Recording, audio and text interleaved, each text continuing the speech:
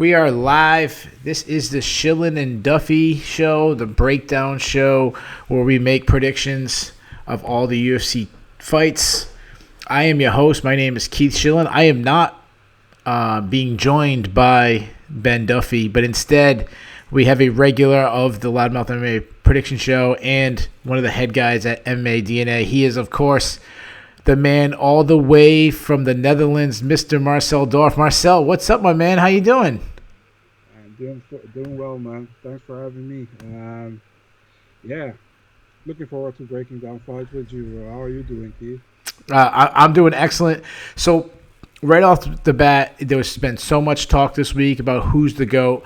I said, well, if we're going to talk about GOATs this week, Ben, move out of the way. I got to get my man, Marcel Dorf, on the air. So you want me to tell who's the GOAT? I mean, no, I'm saying you're the GOAT. I'm saying you're the GOAT. GOAT. If we're going to get predictions, we got to get the guy who's been doing the prediction show for a really long time. So we just came off of UFC 254. We're moving into UFC Fight Night. Hall versus Silva. We got 12 fights. We're going to break down every one. We'll start from the bottom. The first fight of the evening is, and I apologize ahead of time for any fights I might have out of order, but I'm going off the order I think I have. The first fight of the evening, we have Miles Johns versus Kevin. This is a brand new UFC newcomer, so bear with me. Natividad. I guess I'll go first in this one. The reason why I want to go first is this is one of my favorite fights on the card. We're starting off right in the bang. We have former LFA champion, Team Fortis MMA team member, John's coming off his first career loss, taking on Natividad, who is making his UFC debut. John's small, compact striker, your classic wrestle boxer. He comes in with that high guard. Nice power, uses a lot of feints. The key to his game is he follows everything behind a jab, kind of slides into the pocket where he unloads hooks and uppercuts. He does kind of throw everything hard and telegraphs his strikes by throwing everything hard, which happens a lot with your wrestle boxers. Hard leg kicks, doesn't really check kicks. He really struggled with the timing and movement of Mario Batista in his last fight. Another big thing has been an issue with Johns is lack of output. He kind of looks for the perfect punch, the one punch knockout. He does try to catch kicks if you throw them at him, where he uses his wrestling. He's a former NCAA wrestler, fast entries, good in scrambles, likes to pick up his opponents and slam them, heavy ground and pound. He does defend takedowns with attacking with guillotines and barbell chucks, and he actually, because of that, he's been taken down by lesser level opponents. And on the regional scene, he's actually given up his back to get up, which is definitely a negative. Natividad, 9-1, 13 amateur fights, which is a lot of experience for a guy making his UFC debut. I think that's going to help him with the jitters. He's a large bantamweight. He looks physically strong, a little bit of brawler, pretty wild. But he does make up for it with power because he kind of sits down on his punches to draw power. Heavy on his front lead leg, which kind of leaves him to open to leg kicks, though he does have some pretty hard kicks himself. He's pretty well-rounded. He'll get to the clinch where he does like a lot of trip takedowns, solid grappling. When he gets his opponent to the ground, he likes to advance to position. Head and arm triangle and Kimuras are kind of his go-to moves on top. He does like being the guy leading the dance, pressuring instead of getting be pressured. As far as who I like in this fight, I'm going to go with Johns. Anybody who's ever listened to me talk about Fortis MMA, talk about Miles Johns knows I'm pretty high on this guy, though he has not looked good recently. But I think this is a good stylistic matchup for him. I think he's going to slide into the pocket behind his jab and just unload the leg kick that's going to be there for him. Then I think he'll eventually mix in the power shots to slide in, leg kick, slide in, power shot, then slide in a couple takedowns. I think he can kind of do that for the majority of the fight. Hopefully he increases his output. But I like Johns by decision. Over to you, Marcel. And I'm gonna say this ahead of time. I know I just talked a lot about this one. I'll make up for it in other fights because this is one of my favorites where I talked a lot about it. Over to you, Marcel. Who do you got in this one? Yeah, man, I like this fight. you pretty much said it all. I expect Miles Johns to to to mix it up on the feet, on the ground. I expect him to take him down often and to control the fight. Natividad is his debut in the UFC. I think it's a tough debut. Johns, like you said, 2 fights so far in the UFC, hasn't looked really good so far in the UFC as we expected from him, actually, maybe. But I think he gets the job done here. Taking Miles Johns via unanimous decision. I think that's a good pick to start tonight with. All right, so both me and Sorry about that. Both me and Marcel agree on the first fight. Both taking Fortis MMA fighter Miles Johns. We'll see if they kind of get bookend wins because we're both taking Fortis MMA in the opening fight. As we know, in the main event, we have a Fortis MMA team member. The next fight, Courtney Casey versus Priscilla Catchaware. I'll let Marcel kick this one off. Yeah, man. Courtney Casey. I like her fighting style, but I think she's really inconsistent, man. Sometimes she surprises me, like with when she wins against Randa Marcos. It's really like 4 years ago, I think. Yep. I didn't expect that on the ground, but if she gets a step up in competition, she doesn't do really well, in my opinion, against Calvillo, against Robertson. She defeated Borella, but she was in danger against Borella early in the first round. But she took over. She got that arm.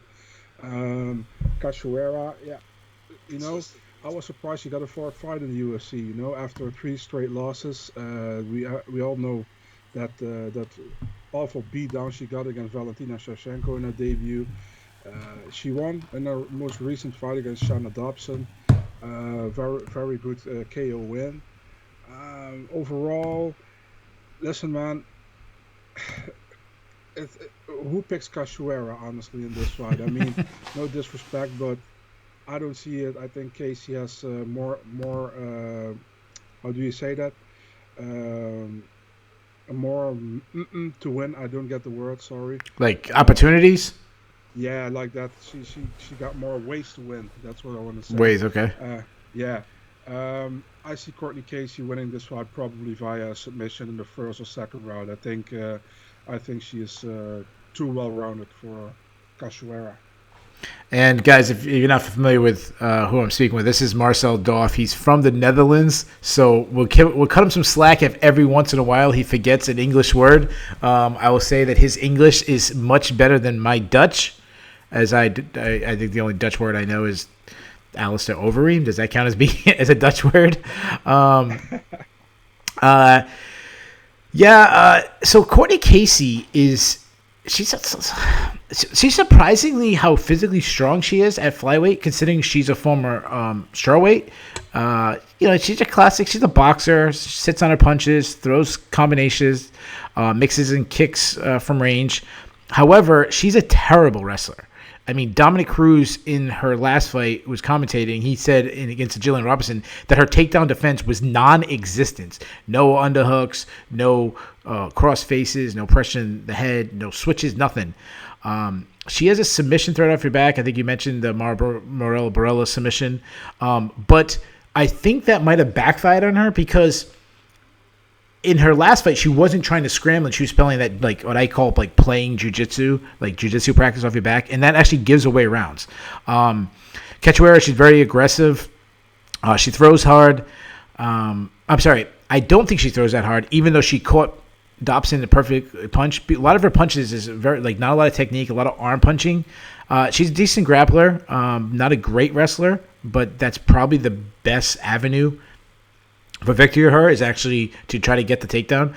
And I think she'll have those opportunities. I think this fight is actually pretty close. And the reason why I think it's pretty close is I don't think either girl is that good. I'm going to take Casey too, simply because I think she's more technically sound. And when I'm on the fence between two people, I'm also going to take the person I just think is technically better. But she's going to have to fight off some takedowns. She's going to have to show some better takedown defense. I think this fight is much closer than the odds say. But yeah, I'll take Courtney Casey. So we're 2 fights in, Big Marcel, and as of right now, we have not disagreed. I do have some upsets coming up, as we both, I believe, have taken the favorites. The next fight we have Justin Ladette versus Dustin Jacoby. This is the battle of two strikers, a former pro boxer versus a former kickboxer, a former heavyweight versus a former middleweight fighting at light heavyweight. I'll kick this off first. Ladette, as I mentioned, former pro boxer, former heavyweight. And I actually think he should go back to heavyweight because I think he he had speed advantage at heavyweight, which I think he's kind of too slow at light heavyweight. Pretty technically sound. He's a counter striker. He likes to outstrike from distance. He works. Everything is off of his jab. He's got a quick jab. Nice check left hook he uses to keep distance. He stays in that classic boxing high guard. Lacks punching power, which is pretty ironic considering he is a former heavyweight. You think he'd have the power advantage in this fight, which I don't think he does. He'll also let his opponent really dictate the pace. He kind of has, and this is going to be actually something I wrote down in my notes. I wrote it 3 times. He has a Bobby Green feel, who's also fighting in this card. And what I mean by that is he doesn't realize he's losing rounds if he's not getting hurt. If the guy's throwing punches and he's blocking him or kind of rolling with him, kind of not getting caught clean, he kind of thinks he's winning. And that kind of happened in his last fight against Alexa Kamer. He just didn't have enough output and just gave away rounds. And when he did, anytime he picked up the output against Kamer, he kind of was winning exchanges fairly easily. He's actually a pretty decent wrestler. I mean, he's not a great wrestler, but he'll actually sneak in a takedown when he looks for it. I think something he should do in this fight. And he has a submission threat. You go look early in his career, he's got a lot of submissions on his record. Move over to Jacoby. Former kickboxer. He's been much more active in the kickboxing world than he has been in the MMA world. As we talked about, former middleweight. This is actually his second stint in the UFC. Nice lateral movement. He does really good at cutting angles, which a high-level strikers do. Something Israel Adesanya does a lot. No, I'm not calling him Israel Adesanya by any means. Everything also comes off the jab, so that we might see a big jab war between these two. He throws punches straight down the pipe. We got a 1-2 combination he really likes. He just touches. He doesn't unload power until it's there, which is a sign of a really good striker. He's not wasting energy. Something we talked about this past week with Justin Gaethje, as he showed so much improvement by not unloading everything. Nice low kicks. He does a lot of parrying with the hands. He's a weak wrestler, but he does have a good get-up game. Go all the way back to the King Mo fight. King Mo took him down a lot, but King Mo, was an extremely high-level wrestler. Actually had a hard time keeping Jacoby down. Jacoby's a fairly decent favorite in this fight, and I think this is a very close fight. I think it comes down to Ladette's jab versus Jacoby's just overall output. I'm leaning Jacoby simply because I just don't trust Ladette anymore to pick up, have more output. And so I'll take Jacoby, but if I was a betting man, I wouldn't feel pretty good on Jacoby at a 3-1 favorite. So I will take Jacoby, but not too confident. Big Marcel, who do you like in this matchup? Funny thing is that you that you say that the way that fights makes you think about Bobby Green. And I always say Bobby Green always makes me think like Jorge Masvidal, a few years ago. Yeah. So yeah, like bad Masvidal. Yeah. Exactly. Yeah, fighting. Who's the guy who fights in Bellator now? Where you gave away rounds to him? Lorenz Larkin, or the fight against Benson Henderson. He kind of yeah. Good point. Yeah. So this fight, it's Dustin Jacoby. He fought in the UFC before, then went to kickboxing. Contender series. He fought that guy with an iron hat, Ty Flores, that didn't want to go out. Yeah. The third round, he was so exhausted, Dustin Jacoby, that it went like a 50-50 round. I don't remember correctly anymore exactly, but he had a tough round in the third, I think. But he definitely won. I was happy for him. He got the contract. I think many other guys would have been done after the first or 2 rounds, but this guy kept coming. Justin Ladette, man, it's actually weird. He had such a nice run at heavyweight, went to light heavyweight, and losing 3 straight, The funny thing is, I was talking to somebody else who asked me for my pick for Justin Ladette against Dustin Jacoby, and I told him I can't trust Justin Ladette right now because he doesn't look good at heavyweight at all so far, in my opinion. although you said against Alexa Kamer when he fought the fight, he was actually winning, but he went in the, like you said, the Bobby Greenish style, you know. But I also can't trust Justin Ladette, so I'm sorry. We're going both three same picks for the first three. I'm taking Dustin Jacoby. Um, I, I think he finishes him in this late second round via TKO.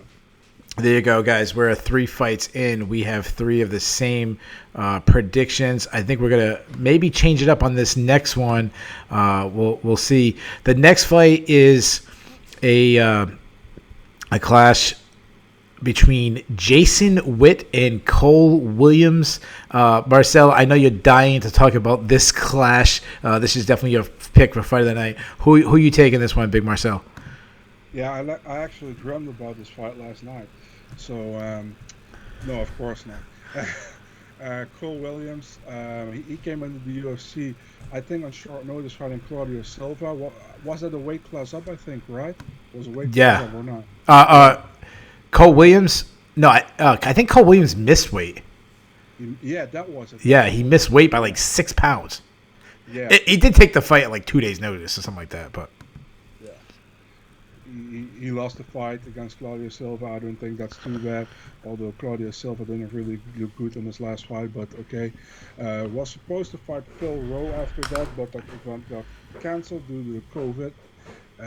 What didn't get cancelled due to COVID, right? I mean, Cole Williams, I've seen some fights of him. He looked decent, but not against real decent competition, what I've seen. So that's what I have to take in the back of my mind. Jason Witt actually, his opponent took this fight on very short notice. His debut against Takashi Sato, got caught early in the round and lost the fight. He was on a decent 4-fight win streak. Man, I think if I have to look at the whole complete package, I think Jason Witt is a more complete fighter than Cole Williams. Maybe you absolutely disagree with me here, but I think Jason Witt has more ways to win. I'm going to say the same thing again with the ways to win. I'm sorry, guys. My vocabulary in English is still not as good as it should be, but Jason Witt, I'm taking Jason Witt, and I actually expect him to finish the fight. So I'm going with Jason Witt via a TKO via ground and pound in the second round. So yeah, that's my pick here. All right, so Big Marcel goes with Jason Witt to pick up his first UFC win. So before I did film studying these guys, I didn't remember them, like when I looked at them. So Jason Witt, not very athletic. He is a pressure fighter. He likes to come forward, but he's flat-footed, kind of stiff. He will switch stances, but his hands are slow. I do like that he will target the body, kicks pretty hard. He does a lot of level changes, because he wants to use wrestling, but he kind of fakes the shot to set up his hands. But he keeps his chin high in the air. He's very easy to hit. We'll look for takedowns, but I don't think he's a great wrestler. Cole Williams, on the other hand, 36 years old. Definitely hate that. To get in the UFC, he's beat some really low level dudes. As we mentioned, he missed weight against Claudio Silva, got absolutely smoked. Doing film study on him, he's a brawler, just kind of wings punches, throws hard, hits fairly hard, also attacks the body, loves his overhand right, but also very hittable. Weak takedown defense. Jason Witt's definitely going to have an advantage in the grappling. The loser of this fight is probably going to get cut. As I think both guys are not used to the level. Witt has beaten the better competition. He looks better on film. But I'm taking Cole Williams for 2 reasons. 1, this fight sucks, so it doesn't really matter. But 2, the other reason, when I was going through his record, he has a flying armbar submission on his record. So I say, fuck it. If you're going to go for a flying armbar submission, I'm going to pick you to win. So, guys, don't bet on this because that's not why you should analyze fights on if they have a flying armbar submission. But this is our first dissension. I'm taking well, first of all, I'm a lot closer than 36 too. So I do enjoy the older men. So I'll go with the older man I'll say he wins by flying armbar. He gets a second flying armbar submission. And he puts himself in contention for submission of the year.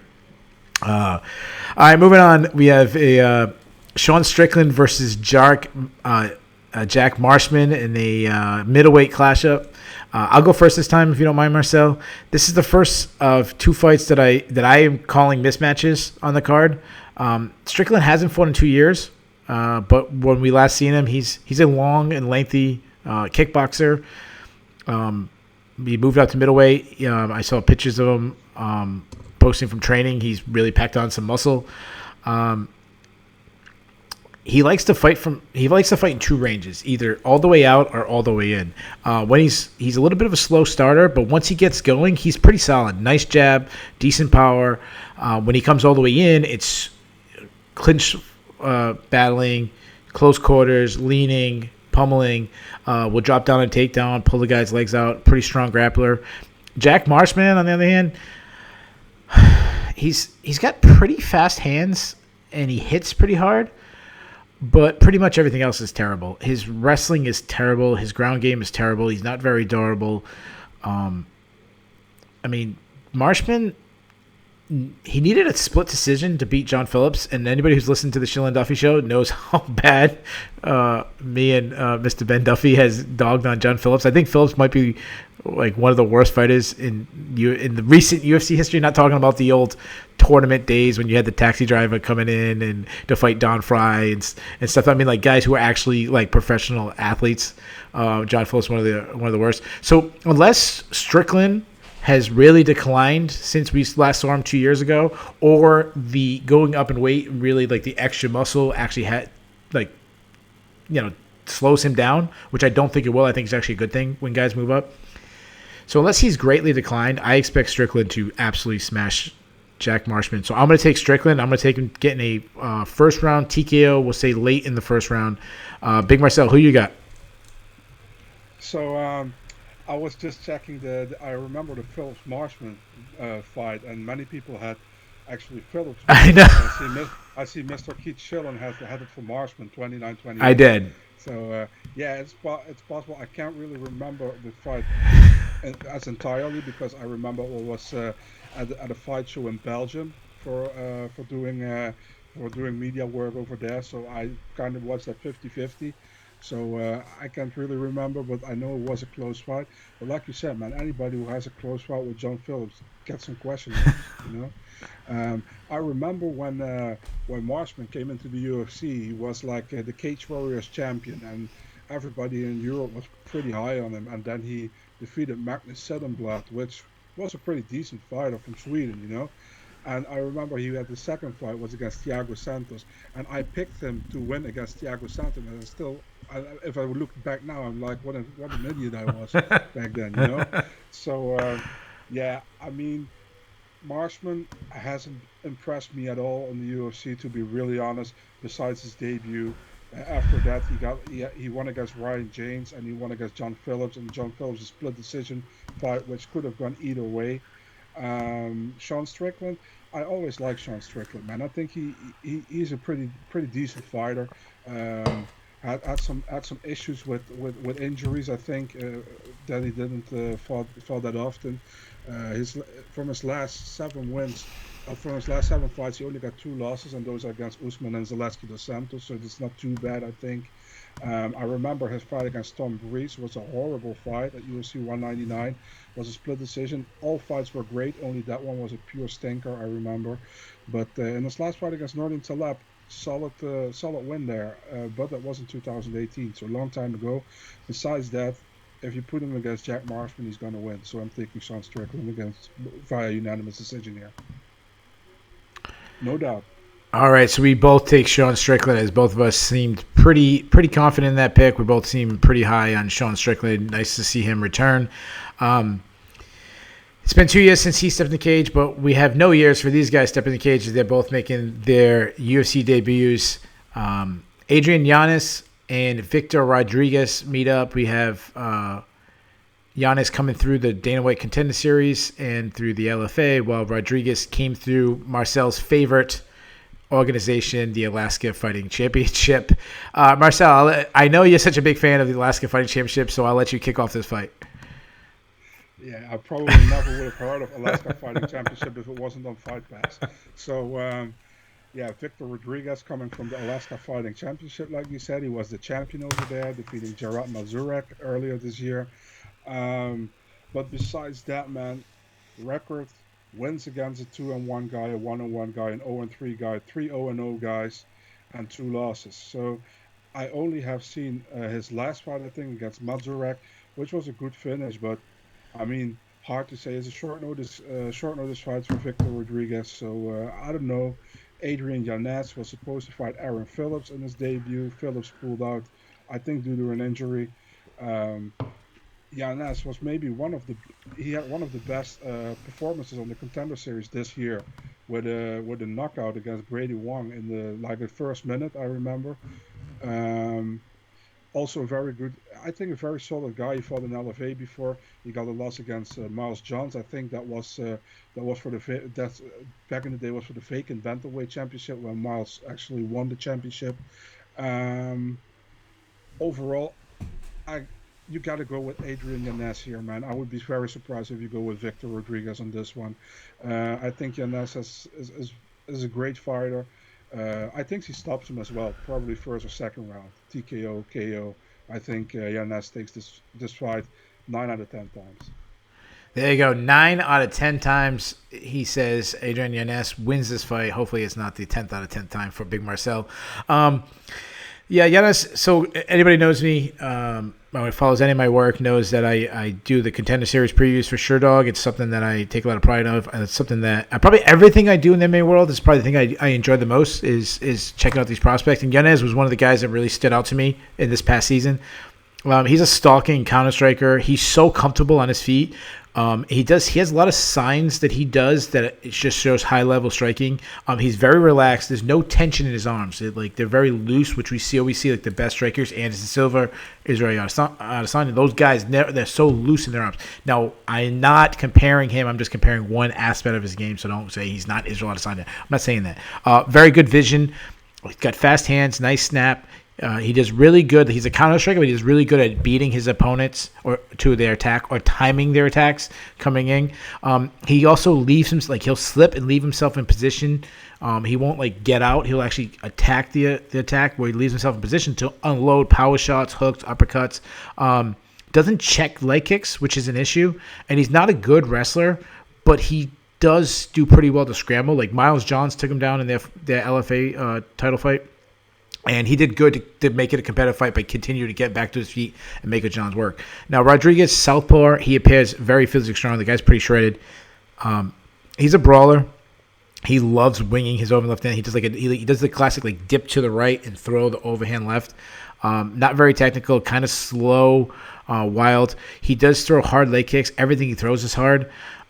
Those leg kicks, he really steps into those leg kicks. That's probably the best part of his game. Will go to the body a little bit with the power shots.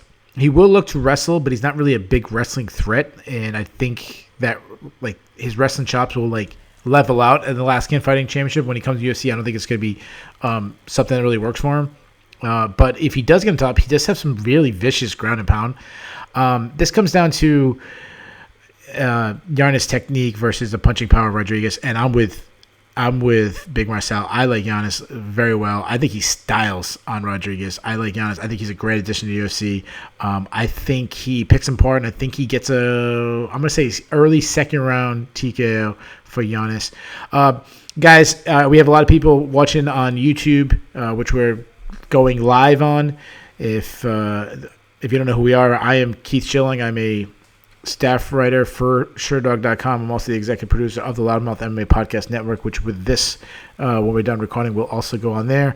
I am joined by Marcel Dorff. He is with Loudmouth MMA, where he does the breakdown show. He's also with MMA DNA, the great website you guys got to check out for all your top news. And also, make sure you follow Big Marcel on Twitter, where he's always on top of every fight announcement. He's just a really good follow. And I believe this is the last prelim fight. We have Alex Hernandez versus Chris Grutzmacher. I'll go first this one. This is the second fight that I said I think is a big mismatch. The second of two of two, I should say. Hernandez is pretty well-rounded. He's strong, pretty fast. He's got clean boxing. Does well to kind of dart in and out of range for his attacks. Hard kicks. He does throw everything hard, which he needs to kind of conserve a little bit of energy, especially as he continues, or as he tries to climb back up to the higher level, because he has beaten higher level. He beat Beneil Dariush. He faced off against Donald Cerrone, guys like that. When he reaches high level, he's gonna have to learn how to conserve some energy. Well-rounded, nice entries, good in the scrambles. Gritzmacher, on the other hand, not a great athlete, but he kind of makes up for it with just pure aggression. He's very, very aggressive, high output. Bit of a brawler, though he doesn't really have a lot of power. He does have some nice, clean elbows that he really beat up Joe Lauzon in when he got to the clinch. Does keep his chin high in there. I mean, Joe Lauzon was picking him apart early in that fight, which is not a good sign for an aging Joe Lauzon. A decent topside grappler, but an average wrestler at best. Hernandez is just on a different level. Like I think Hernandez dominates this fight. I'd be absolutely shocked if Grussmacher beats him. I'm gonna say Hernandez knocks out Grussmacher in the second round, and the only reason I'm saying second round because there's huge levels between the athleticism. The only reason I'm giving the second round is how durable and tough Grussmacher is. He can take a beating, so I think Hernandez schools on him for a while and then knocks him out. Big Marcel, I'm saying this is an absolute blowout. Do you disagree with me?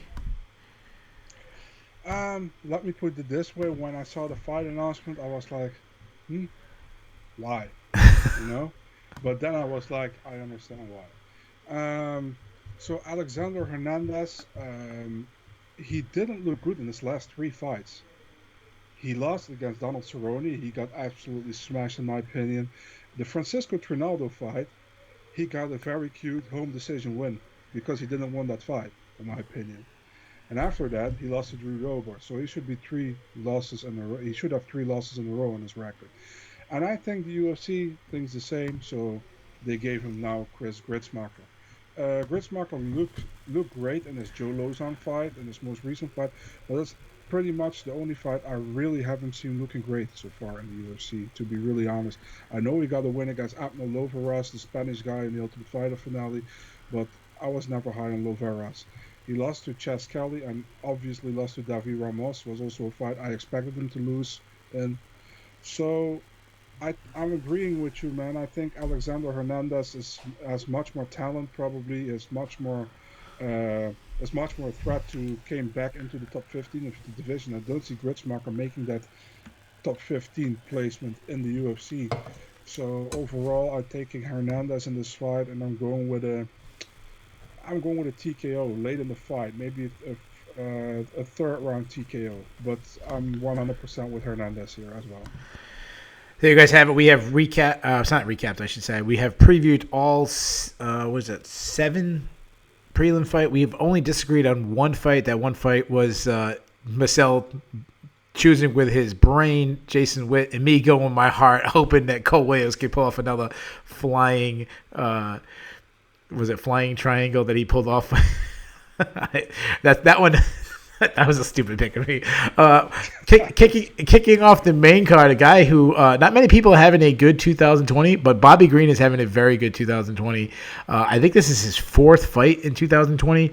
As he kicks up, or maybe it might be his 3rd. He already announced though today that he's fighting in December already. Like he's signed for a fight in December, which is pretty crazy. He's taking on Thiago Moises.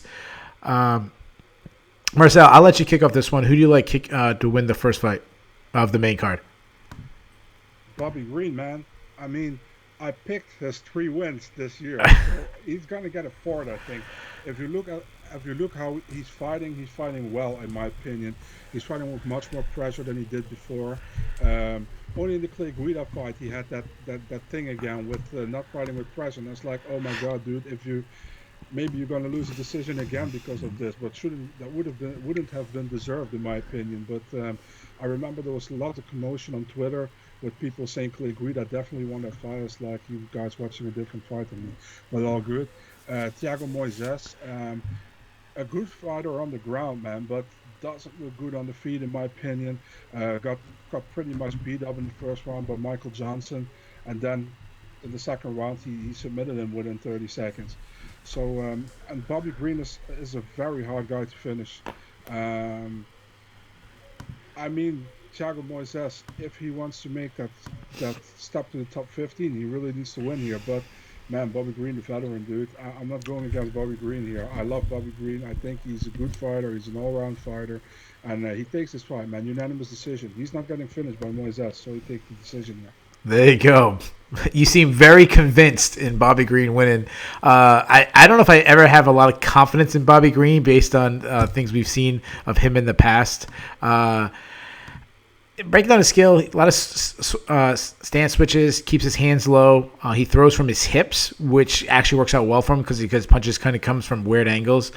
Good head movement, rolls with his punches, so when he does get hit, doesn't get hit clean. Fast stinging jab, can strike while backing up. Does like throwing like elbows while they're in the pocket. Both though, and I agree with you to an extent that he's changed this year, but I'm not 100% convinced because he's fought down to his competition so much. Even like the Clay Guida fight, that's a fight that he, ended up being a pretty close decision. We're in a fight that he's just so much more skilled at this point for Clay Guida. And a lot of that comes down to his low output, which though he has picked it up, especially in his last fight. As we've talked about earlier, he can cruise. And he has that mindset that if he's not getting hit clean, he's not getting hurt, he's probably winning, which is not necessarily true. Really good defensive wrestler and a pretty good offensive wrestler. I don't think he gets enough credit for his wrestling, and that's simply because he doesn't use it often. He'll throw an occasional takedown, but not enough. And I think it's something that he should add in, which will open up, especially those weird angle punches that come down from his hips. If he started adding his wrestling more, those punches would be available more because with his hands down low, they might think it's coming for, at their legs. Moises on the feet, just kind of like a pretty rudimentary striker. He seems like a guy who's really trying to learning on the job a little bit. Like he seems like a guy that he just learned a combination this week and he thought about it all week and that's what he's going to throw. Even if it's not there, he's going to throw it anyways. So he's pretty raw. He's a good athlete and he's strong. So if he does hit, he can hurt. His kicks are pretty good though. As far he wants to get the fight to the ground. He's got decent entries, but he's not elite. He's not a powerful. He's not Jacare on his entries or Damian Maia. He kind of shoots in on his opponent's hips and kind of stops instead of driving through. And that's what you got to get from. You could tell he's drilled jiu-jitsu takedowns. He hasn't drilled in a wrestling room. And that I don't know if that's going to work against a good wrestler in Bobby Green. But if he does get to the ground, he's a very slick jiu-jitsu guy. We saw it against Michael Johnson. He only needed a second to submit Michael Johnson. He's also only 25 years old. So he's at the age where they make big jumps in improvement from each fight, which could happen this fight. But I'm going to agree with Marcel, which is always makes me scratch my head. Do I really want to take Bobby Green? But yeah, I'm also going to take Bobby Green. I don't think Moises will be able to get him to the ground. I think Green will land him. Because it's Bobby Green, I still think he fights down to this competition, and it's extremely close. So I'll say Green wins by split decision in a fight that he probably should blew the doors off his opponent. So yeah, I'll take Bobby Green. So we are 8 fights in. We've only disagreed 1, but I think we might start disagreeing in these next fights. One of the biggest names on the card, we have Greg Hardy returning as he takes on Maurice Green in a heavyweight clash on the main card. I'll start with this one. I'll start with Greg Hardy. As I just talked about Thiago Moises being young and kind of learning on the job, that's going to be all of Greg Hardy's career. It's him learning on the job. Obviously, this guy who's he played in the NFL. Not only did he play in the NFL, he was an All-Pro. He's an elite athlete. He hits really hard. He loves that leaping left hook, which he was throwing a lot against Volkov, a lot against Yorgan De Castro. I do like that he seems more relaxed now than on the feet, and I think just getting the rounds in helped that. He's trying to develop a jab. He's trying to develop a kicking game, which is good to see for a young. I shouldn't say young fighter, but young in rounds and in experience. He does drop his hands, and he also reaches out with his hands to catch kicks. And that actually is what broke his arm or broke his hand against Volkov, was trying to catch a kick. He also pulls his head straight back, or something he needs to stop doing. He's a bad wrestler, and he has zero confidence on the ground.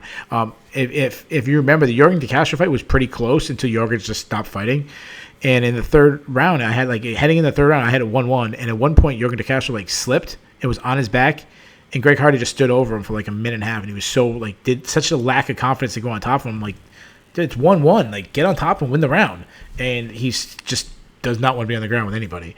Move on to Maurice Green. Long and lengthy guy. Good leg kicks. Good high kick. Like, he could check your chin with his high kick. But he throws kicks naked, which could get him absolutely blasted with Greg Hardy if he times one. We talk about how bad Greg Hardy's wrestling is. Like, Maurice Green's wrestling might be even worse than his. And the fight against John Vellante was just so ridiculously bad. Like John Vellante got submitted by Maurice Green, which he, to his credit, he almost submitted Alexei Oleinik off his back. But like, John Vellante just quit because he was tired.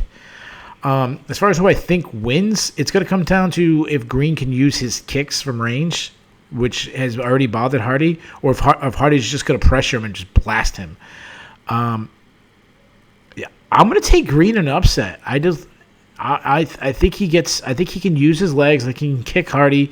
I actually think for like such a good athlete, I don't think Hardy has that fast hands, and I don't think his reaction timing is that well. So unless Hardy comes out and just like runs through him to open a minute, I think Green might be able to use like push kicks and just kind of win like a boring, ugly fight. So I'm going to take Maurice Green in an upset to win by decision. So, and just for the record, like, I'm not one of these people who like say Greg Hardy is like this disgusting. I mean, I do think he's a disgusting human being on what he did, but like, I'm not someone who will like not pick him. Like, some people on Twitter won't pick Greg Hardy because of what he did in the past. Some people won't take Colby Covington because of his political views or that. Like, that's not me. I'll pick who I think is going to win.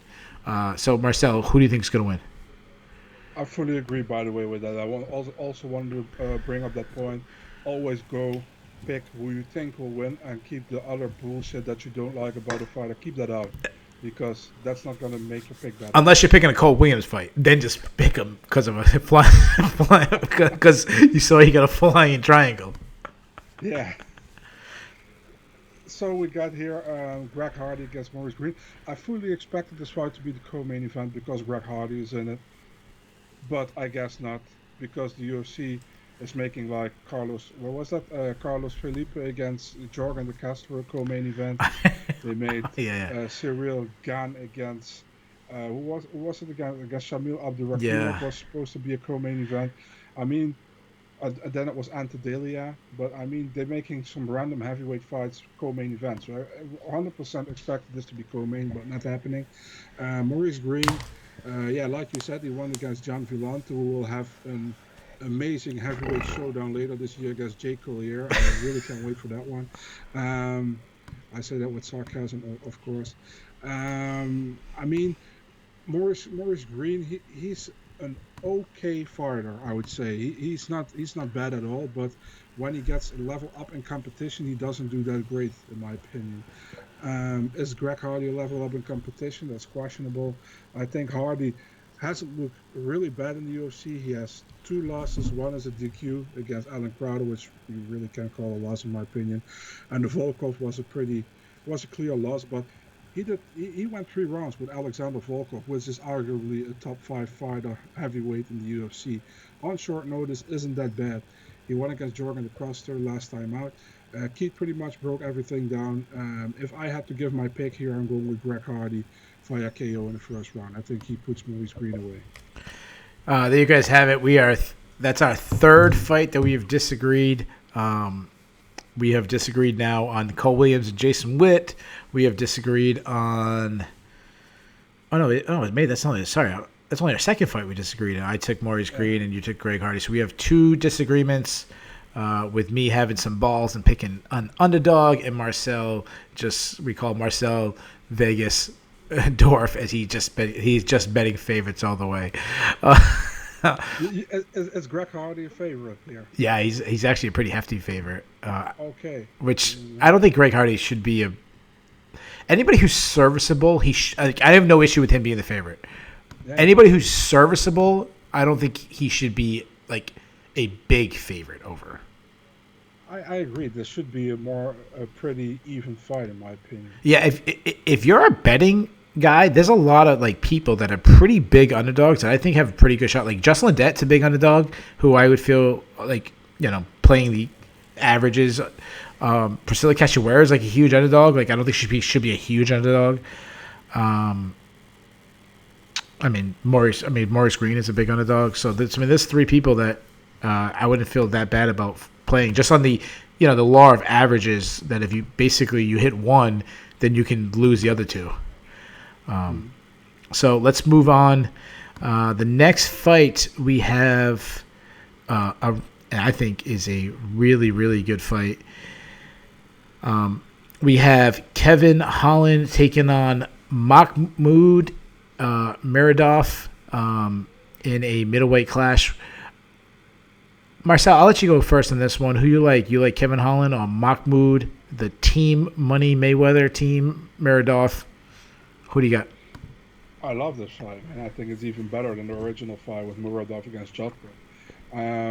Muradov, 2 wins so far in the UFC. I know him before he was in the UFC. Had some decent competition. Always, he's a pretty complete guy. He's good on the ground. I think he's good stand up as well.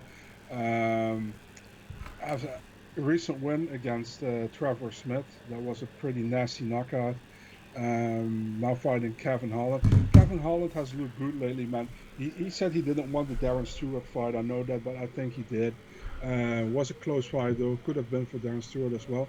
He defeated Joaquin Buckley, which has a lot of hype right now. But we still have to see how big that hype will be in this next fight. But that was a short notice fight. But it's actually comparable to Bobby Green, man. 2020 has been a good year for Kevin Holland. He got 3 straight wins. Before that, he lost to Brandon Allen. But I also have to take in mind that I thought he lost the fight against Gerald Marchard and against Alassio Di Chirico, which should have been a 3-fight losing skid back then. But, okay, Holland is game. But I think if you look at the complete package, I think Muradov has more ways to win. There, I say it again. Has more ways to win. I think he's more complete. He can take this fight to the ground. I don't say Holland doesn't have a good ground game, but he's definitely better on his feet, in my opinion. I expect Muradov to mix it up, take him to the ground, and maybe even finishes him. I think Muradov finishes him via rear naked choke in the second round, taking Mahmoud Muradov here.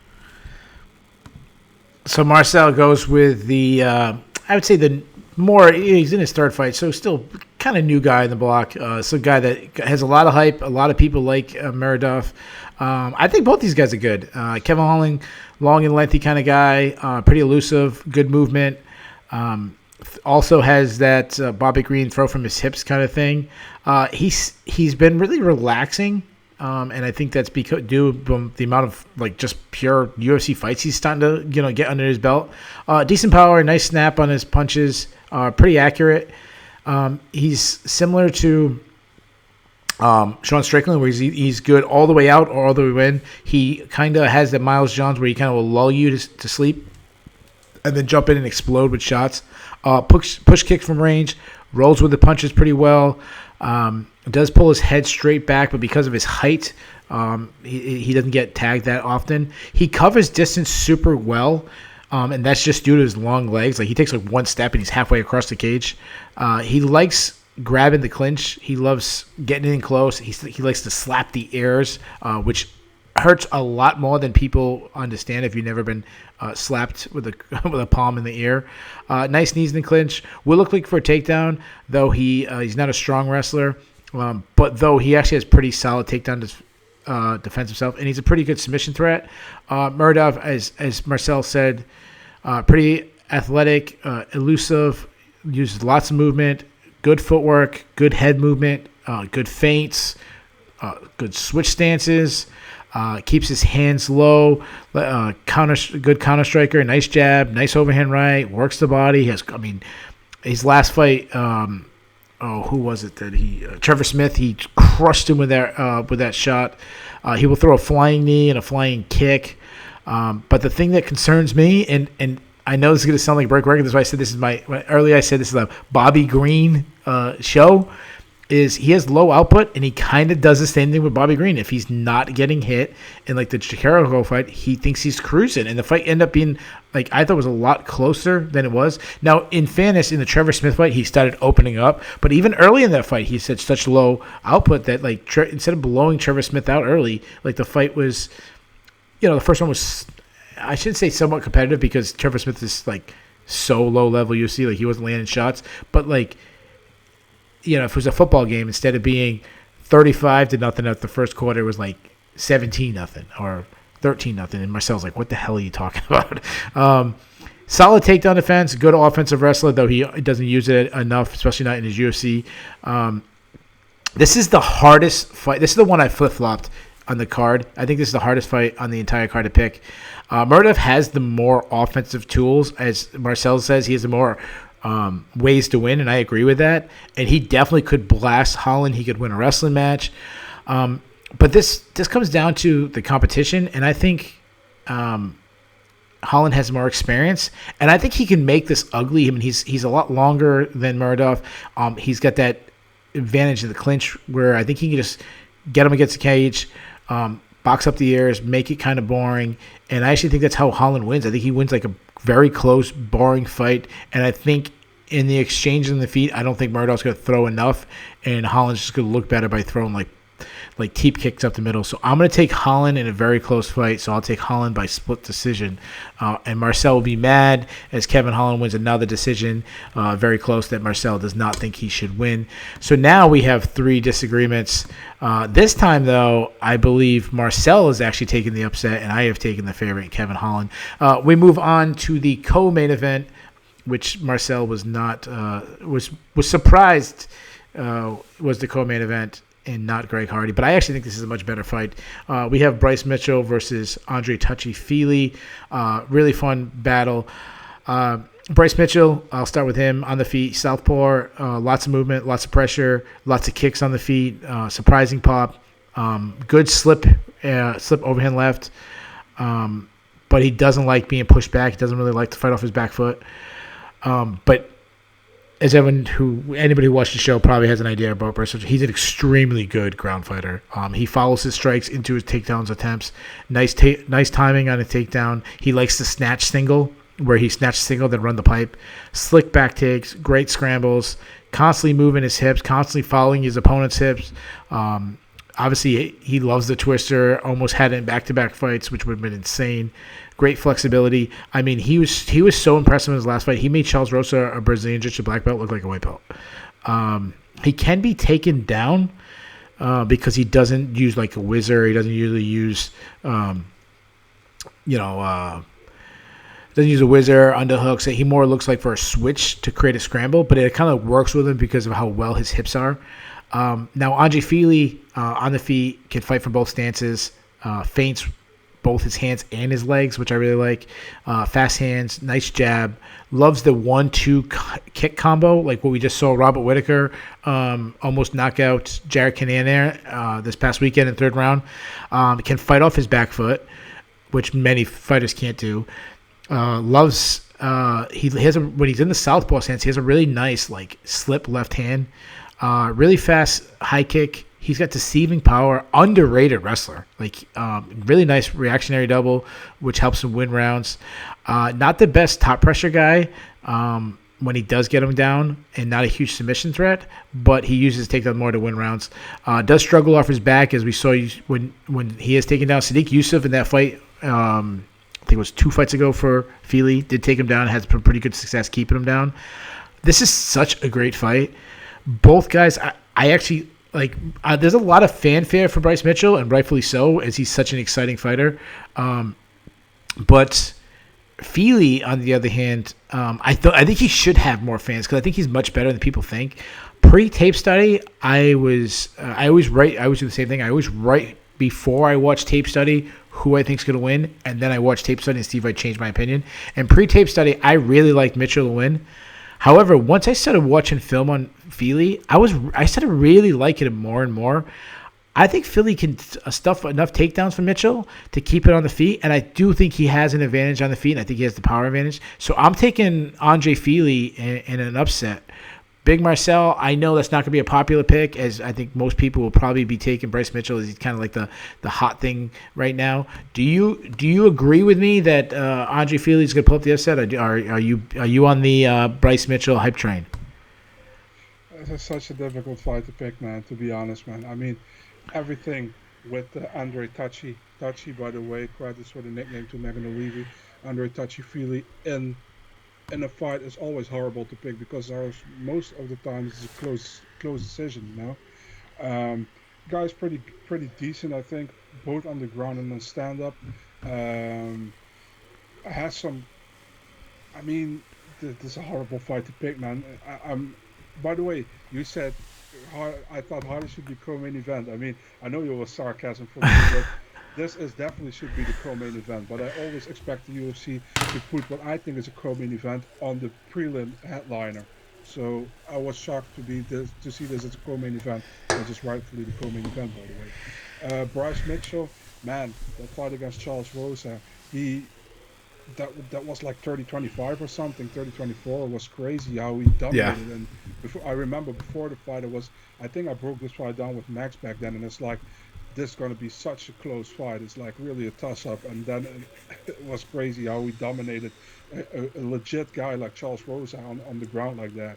Um, it's actually a much closer fight than people think. I think indeed the popular pick is Bryce Mitchell here, but Andre Fili is not easy to take out, and definitely not if your style is to get the fight to the ground and finish it over there, because Fili has some good ground game himself as well. But I'm riding the hype train a little bit as well here. I think Bryce Mitchell is definitely not going to finish him, but I think he will do enough, at least in 2 rounds, to get the win over Andre Fili here. But I'm taking him via split decision because Andre Fili has so many split decisions. This will be another close one. He won the most recent split decision against Charles Jourdain. I think he loses this one against Bryce Mitchell. So I'm taking Bryce Mitchell here via split decision. Very close fight, very fun fight. Don't miss it. So, guys, that's why you listen to these breakdown show, because me and Marcel are not like most people who always agree with each other. We have disagreed on 3 fights in a row as Marcel takes Bryce Mitchell. I think Bryce Mitchell he's not a huge favorite, so that's good. Last time I don't have the odds in front of me. I will look up the odds real quick before we close up the show, but yeah, we disagree on that one. I went with the underdog and Mr. Andre Fili. We move on to the main event. Now, according to Marcel, the main event is, of course, Bobby Green, but the official main event, according to the UFC, is Uriah Hall, Season 17 of The Ultimate Fighter finalist versus former UFC middleweight champion Anderson the Spider Silva. And I don't know if it's his last fight. He said it was his last fight, and then he kind of backtracked, and then he started saying it might be, maybe just my last fight in the UFC, and it's like, I don't know. So could possibly be the last fight of Anderson Silva. But before we get to the main event, Marcel, we kicked off the show. We talked about the GOAT. There's big debates about who's the GOAT. The 2 names kind of getting thrown out this week has been Khabib Nurmagomedov and John Jones. But you can't have a GOAT, as in greatest of all time, debate without the fighter we have in the main event. So, Marcel, let me ask you this question. Where do you rank Uriah Hall all time in the GOAT debate? Oh, no, not Uriah Hall. Of course, I was making a joke. Where do you rank Anderson Silva in the all time? Is he in the? I mean, he's in the GOAT debate, but where would you? I mean, you don't have to give me the exact number, but Top 5. Yeah, I agree. Okay. It's like I said, man. It's hard to pick one goat. I'm always going with. I would like to put in weight classes because everybody can. You can make a thing for John Jones. You can make it for Anderson Silva. You can make for Habib. You can do that for. In my opinion, I know it's not very popular to say in the U.S., but Fedor Emelianenko in the heavyweight round. But you can make a case for so many guys. And there's one more. I'll throw another one in there. Demetrius Johnson. Yeah, Demetrius Johnson, definitely. GSP. Yeah. Oh, yeah. I assume, yeah. How do we just graze over George St. Pierre? Of course. I mean, it's just, I mean, everybody has a different opinion on this, so I always prefer to put it in weight class, and then even then, people come at you like, how can you do this? For like, I'd say Amanda Nunes is probably the 135 goat. I still keep Cyborg at 145, although she lost one fight against Nunes. But I always get shit for that I say Cyborg is still a 145 goat. She did much more in the division for a year. Sure, so I agree. that's why I put her there. So that's pretty much the explanation. But I think it's for everybody different, right? Yeah, we're not going to go down this whole debate. I mean, that's going to debate forever. But I just thought it was funny that for the longest time, Anderson Silva was considered the no-brainer GOAT, or the debate was always between him and George St. Pierre. It's funny that we're having a debate right now, and those two guys are kind of sitting on the sidelines. But Anderson Silva is fighting. He's 45 years old. He takes on Uriah Hall in the main event. Marcel, I'll let you kick it off first. Are you taking? I want to say young fighter, but he's not younger fighter in Uriah Hall? Or do you think Anderson Silva has one more win left in him and can turn back the clocks and get the W? Not really, to be honest, man. I mean, Anderson Silva hasn't looked like himself pretty much since his loss to Chris Weidman, his first loss, man. And that's 7 years ago almost. He had 2 wins in between against Nick Diaz, which gets overturned in a no contest. And he got a win against Derek Brunson in a fight I don't think he won. So, I mean, it's so hard. And he had another injury in his last fight against Jared Cannonier. I love Anderson Silva. He's great. He's definitely going down as one of the greatest ever in MMA, in my opinion. But man, Uriah Hall has turned it pretty much around as well for himself, man. I think he won 3 of his last 4 fights, only lost to Paulo Costa, where he had Paulo Costa in danger right before he got finished. So he did. That's a good point. Pull that off. Yeah, that's a good point. After that, gotta be honest, Pavon Lewis pretty much beat him up the first 2 rounds, and then he got an out of nowhere KO, and Pavon Lewis has never been the same anymore since that KO. So after that, a split decision win against Antonio Carlos Jr. in a fight which I scored for Antonio Carlos Jr. Yeah. But who am I? I think Hall has much more to gain here probably. If Hall wins, he will, or maybe not to gain because he's higher on the rankings, right? Yeah. Silva's not in the rankings, but still, a name like Anderson Silva on your record is still an amazing name to have on your record. Whatever Anderson Silva shows up. So I think it will be a fun fight. I expect a fun fight. I think Anderson Silva will show his good striking as always. But Uriah Hall in a 5-round fight, Anderson Silva probably has to catch him early, and I don't see that happening. I also don't think Anderson Silva will try to get this fight to the ground. He will stand with him probably, and I expect Uriah Hall to land a bomb, not put him out, finishes him via TKO and ground and pound. But Uriah Hall gets a finish here in this fight against Anderson Silva. Yeah, so it's funny when I think about Uriah Hall. I always think of the Ultimate Fighter days where he was like the most hyped guy I think ever come out of the show. Before the finals, then Kelvin Gastelum beat him. But I mean, the guy he was getting compared to was Anderson Silva. He was supposed to be the next Anderson Silva, and his highlight reel knockouts. So Uriah Hall, when I think about him, he still lacks head movement. He is very strong, fast hands, nice snap on the punches. Everything he works off a jab. Always had elite power, had the spinning attacks. Like he could spinning back kick you in the face, spinning back kick you in the body. He doesn't want to be pressured, doesn't like to be pressured. It's kind of like Paulo Costa just like got hurt, and then Paulo Costa's like, no, I'm just going to come at you and throw hard. And then he just kind of quivered up. I don't think that's not really Anderson Silva's game. Even his prime, Anderson Silva wasn't a pressure guy. He was a elusive, find an opening guy. He is hard to submit if the fight goes to ground, which I doubt it does. But Anderson Silva is a black belt. Antonio Carlos Jr., who had his back for the entire 3rd round in the fight. Antonio Carlos Jr. is an extremely high level jiu-jitsu guy, elite of the elite, and he couldn't submit Uriah Hall. His chin is questionable, as he's been knocked out several times in the past. And the other thing about Uriah Hall is he's actually been pretty honest about it, he's always lacked confidence in himself, which is crazy considering he came off the Ultimate Fighter show and people were praising this guy. But he's had hiccups.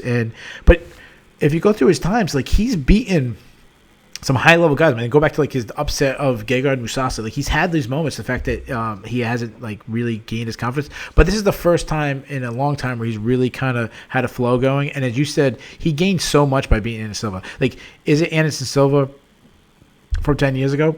No, of course not.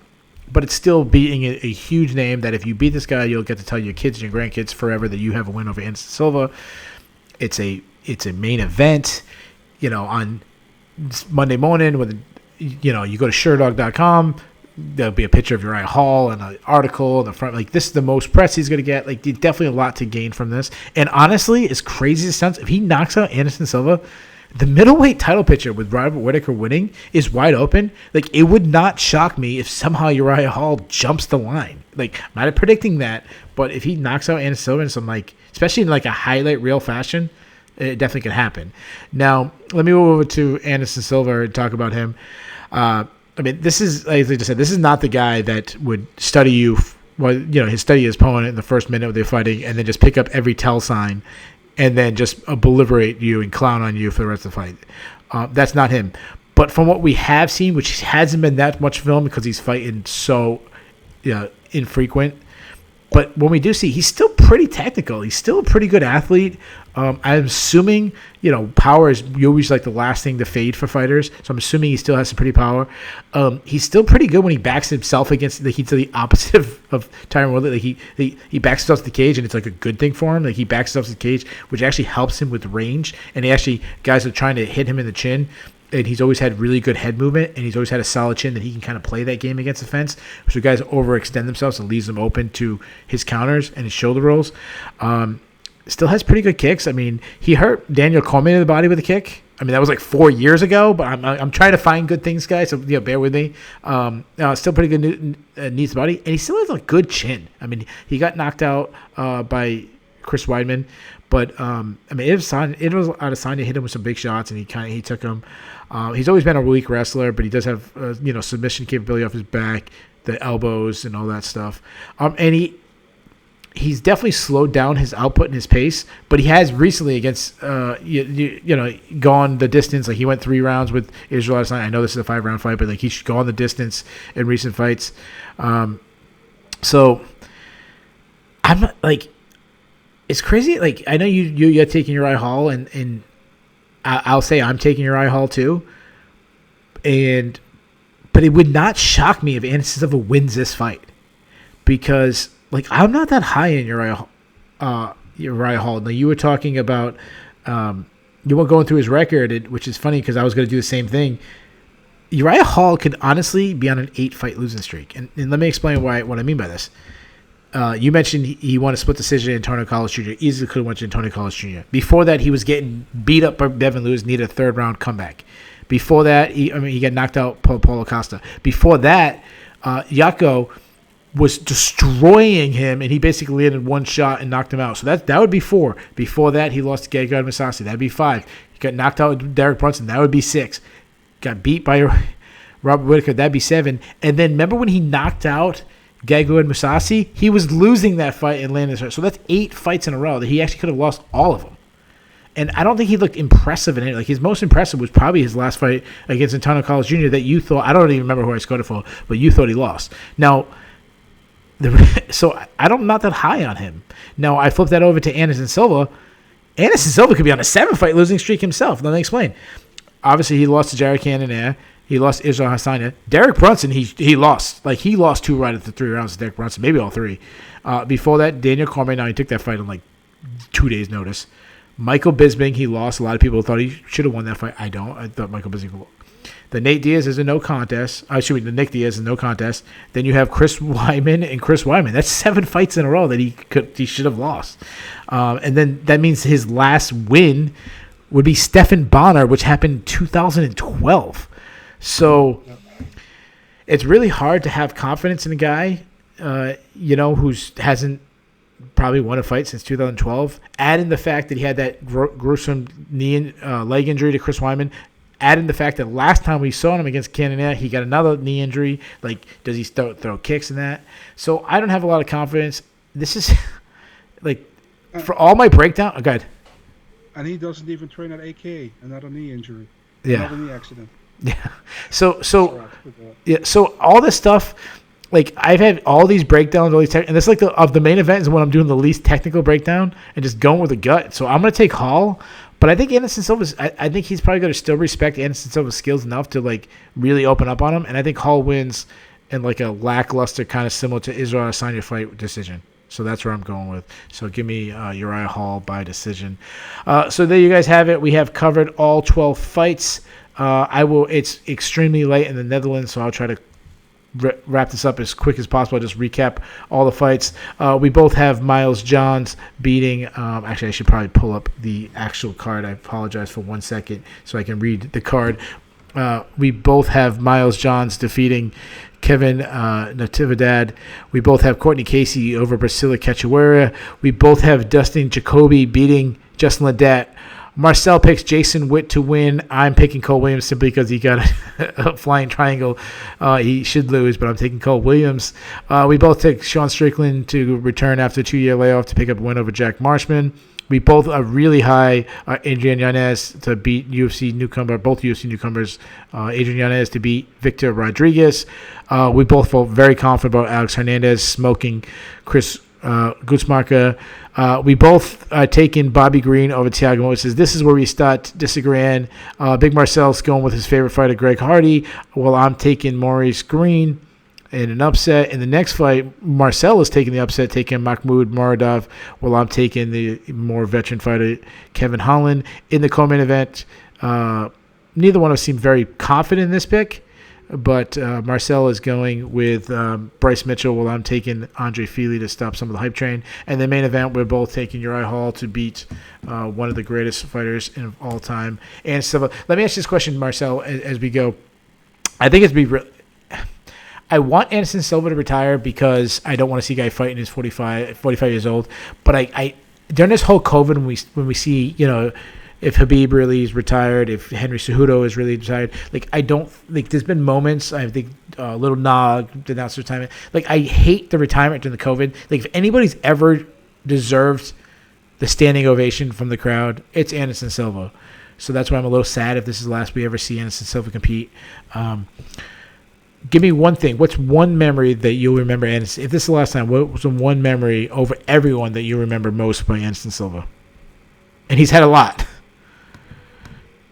Actually, if you ask me one memory, it's got to be the late submission in the 5th round, the triangle choke, triangle arm against Chael Sonnen, man. That was like crazy. It's like you hear Mike Goldberg saying, Anderson Silva said he tapped. Yeah. Remember that? Yeah. So that was definitely one. And also, got to mention the Forrest Griffin. They call it the Matrix moment. The Matrix. Yeah. Those are two. Yeah, I mean, he's had so many iconic moments. You didn't mention the Vito Belfort front kick to the face knockout, one of the greatest knockouts of all time. And one of them that always stand out to me is the rearrange of Rich Franklin's nose when he won the title. So those are just four, and I'm sure in Anderson Silva, there's probably 4 or 5 other ones that easily could jump out as some of the best all time. So, guys, Marcel Dolph is one of the best follows on Twitter. Marcel, tell the people where they can follow you on Twitter. You can find me on Big Marcel24 on Twitter and Instagram, pretty much. All right, guys. And my name is Keith Schillen. You can follow me on Twitter. It's at Keith Schillen MMA. My last name is spelled Shillan, and we'll be back next week. Actually, Marcel, I'm going to ask you one more question. I'm going to put you right on the spot. Bellator, tomorrow night, main event, Gaga and Mousasi versus Douglas Lima, the welterweight champion of the world, moving up to middleweight, challenging for the vacant title that was once owned by Gaga and Mousasi. Who, come Friday morning, who is the champion of the middleweight division in Bellator? It fully depends how Mousasi shows up. If Mousasi shows up focused and eager to win, he will win this fight. If Mousasi shows up lackluster and doesn't really care, Lima will win. But Mousasi will win this one. Both guys have trained together as well at Kop's gym in the Netherlands like a year ago when Mousasi was preparing, I think, for Lovato. So they both trained together for a week or 1.5 weeks. I'm looking forward to this one, man. It's going to be a fun fight. Bless Bellator, they put this fight on 2 or 3 hours earlier than initially was the decision, because then I can watch it. Otherwise, I wouldn't be able to watch it. But Gegard Mousasi is going to win this fight, man. I expect him to, I think it will be a close fight, but I expect him to take it to the ground and maybe edge out a decision over there. But it's going to be a fun fight. It's one I'm looking really forward to.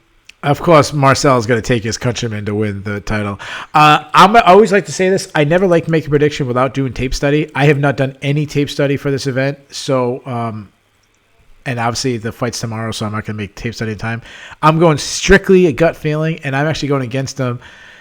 I think Douglas Lima is going to actually move up and be successful and win. So I am taking Douglas Lima, but I now have no confidence in that. And anyways, guys, we'll be back next week in the UFC card, breaking all the fights, and we'll actually have a recap of this event. Me and Ben Duffy will be here on the Sherdog YouTube page, also Loudmouth MMA, also on Sherdog.com. See you guys then.